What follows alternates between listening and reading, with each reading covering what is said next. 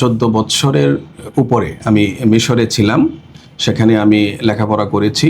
তো আসলে মিশরীরা খুব বেশি তারা চা পান করে এবং তারা রং চা পান করে।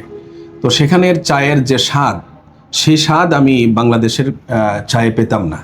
কিন্তু সত্যি কথা বলতে, যেদিন আমার বাসায় আপনারা এই এলিট এরোমা টি নিয়ে গিয়েছেন, এই বক্স নিয়ে গিয়েছেন, সেদিন আমি পান করে আমার মনে হচ্ছে যে আমি আমার যে স্বাদটা আমি মিশরে রেখে এসেছিলাম, সেই স্বাদটাই আমি পেয়েছি। তো আলহামদুলিল্লাহ। ভালো মানের চা মানুষ খুঁজে, চা পান করার পর একেবারে মাইন্ড ফ্রেশ হয়ে যাওয়ার কথা, যে চা পান করার পর কাজে ফোকাস দেওয়ার কথা, সেটা মানুষ পাচ্ছে না।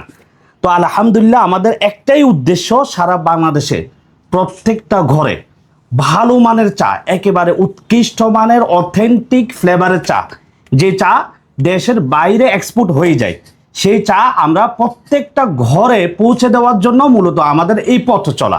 তো এই মুহূর্তে যিনি কথা বলবেন, উনি হচ্ছে আন্তর্জাতিক ইসলামিক ইউনিভার্সিটির অধ্যাপক ডক্টর মাওলানা লুৎফুর রহমান আল হাজারি।